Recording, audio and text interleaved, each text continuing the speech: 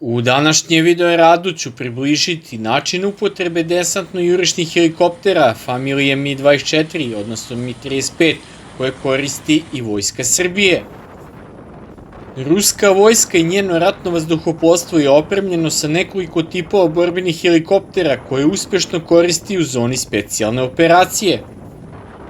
Jedan od glavnih modela u njegovom arsenalu je transportni borbeni helikopter Mi-35M. Posade takvih helikoptera redovno izvršavaju borbene zadatke i rešavaju različite misije.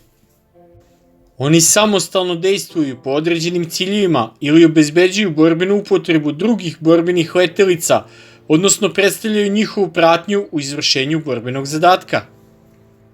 Jurišno-desantni helikopteri Mi-35M različitih jedinica i formacija imaju široku primjenu u oblasti specijalnih operacija, a Ministarstvo odbrane Rusije redovno prikazuju borbene performanse helikoptera i njihovih posada. Tokom proteklih meseci o pilotima i njihovim helikopterima više puta izveštavala služba za štampu odeljenja Ministarstva odbrane Rusije. Istovremeno govorili su o specifičnostima svoje službe, a prikazivali su i snimke prave borbene službe. Tako je Ministarstvo odbrane Rusije prikazalo jednu od misija upotrebe helikoptera Mi-35M u pravcu naseljenog mesta Krasnolimansk. Komadant helikoptera je govorio o borbenom letu da su piloti imali zadatak da unište protivničko uporište.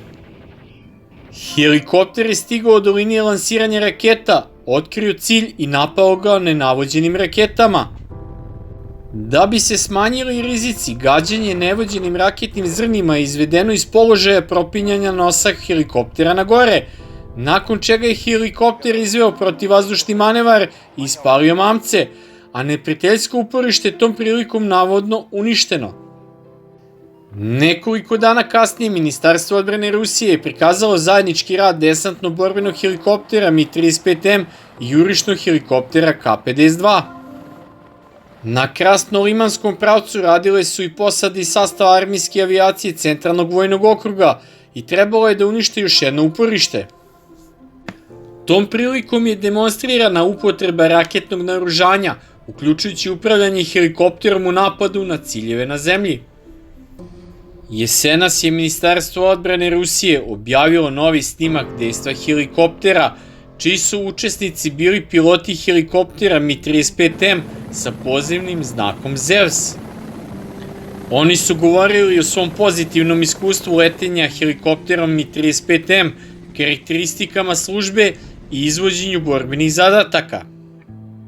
Piloti su visoko ocenili njegovu opremu i izvestili da u okviru specijalne operacije posade helikoptera brzo stiču iskustvo i usavršavaju svoje veštine.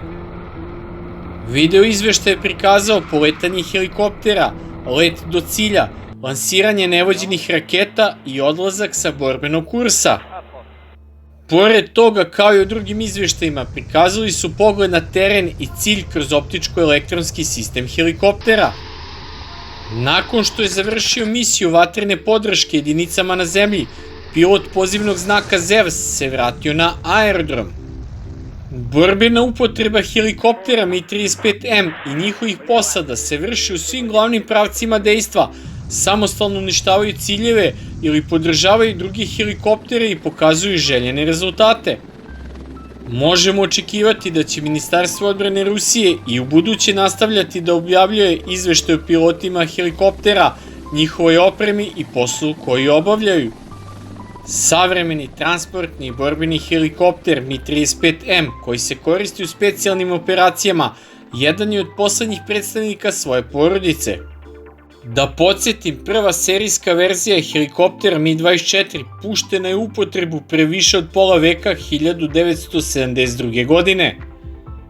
4 godine kasnije, avijacija sovjetske vojske dobila je modernizovani desantno-jurišni helikopter Mi-24V sa nizom inovacija i prednosti.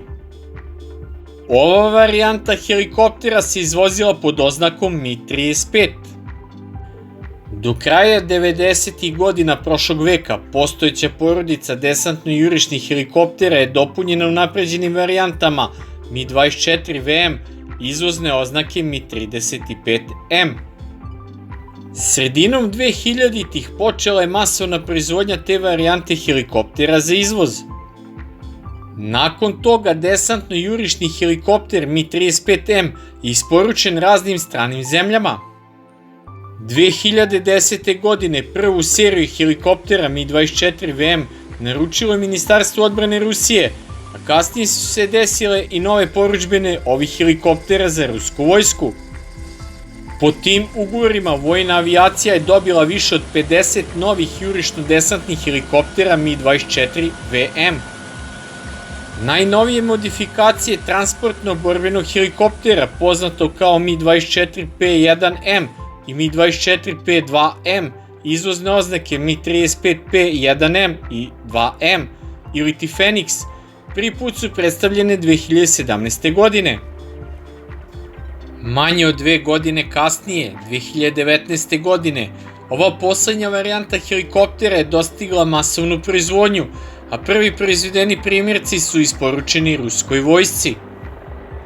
Prema različitim izvorima, helikopteri Mi-24 varijante Fenix ostaju u proizvodnji, ali je nepoznat broj takvih helikoptera u vojnoj avijaciji. Tako formacije i jedinice armijske avijacije vazdušno-kosmičkih snaga Rusije posjeduju veliki broj transportnih i borbenih helikoptera porodice Mi-24. Značajan deo ove flote čine savremene varijante helikoptera Mi-35M i Mi-35P1M i Mi-35P2M, proizvedeni u posljednjih 10 do 12 godina. Sada se ovi helikopteri aktivno koriste u specijalnoj operaciji za odbranu Donbasa i rešavaju različite borbene zadatke. Tokom svih modernizacija u prošlosti i sadašnjosti, helikopter Mi-24 je zadržao opštu arhitekturu i glavne dizajnerske karakteristike. Kao rezultat toga, savremeni helikopter Mi-35M i P varijante su u velikoj meri slični svojim prethodnicima. Helikopteri su modernizovani, poboljšani su im borbeni kvaliteti, zamenom pojedinih komponenti sklopova, unapređenjem sistema upravljanja vatrom, naoružanja itd. Kao i svi njegovi prethodnici, aktuelni helikopter Mi-35M je izgrađen po tradicionalnom dizajnu sa jednim glavnim rotorom i jednim repnim rotorom. Zadržan je klasičan raspored trupa helikoptera sa tandem kabinama za posadu helikoptera i teretno-putničkom kabinom iza njih za prevoz tereta ili do 8 vojnika. Helikopter Mi-35M koristi stani trap koji se može uvlačiti i koji apsorbuje energiju prilikom vanrednog sletanja, dok Mi-35PM ima uvlačivi stajni trap. Helikopter Mi-35M je dobio novu pogonsku grupu zasnovanu na 2 turbovratilna motora VK 2500, snage 2400 konjskih snaga i u vanrednom režimu rada na poletanju 2700 konjskih snaga, koji koristi i jurišni helikopter Mi-28N. Glavni rotor helikoptera Mi-35M sadrži 5 krakove elise i ima novu glavčinu i krakove sa kompozitnim lopaticama, kao i repni rotor u obliku slova H, koji su takođe pozajmljeni od jurišnog helikoptera Mi-28N. Sve ove inovacije omogućile su poboljšanje letnjih performansi i nosivost helikoptera Mi-35M. Helikopter Mi-35M, odnosno Mi-24VM, dobio je sistem osmatranja i nišanjenja OPS-24N na bazi optičko-elektronske stanice GOES-324 sa dnevnim i noćnim kanalima, zahvaljujući čemu je postao helikopter za dejstvo u svim vremenskim uslovima, danju i noću. U helikopteru Mi-35M se koristi savremena avionika koja formira staklenu kabinu, koja za osnovu ima multifunkcionalne displeje.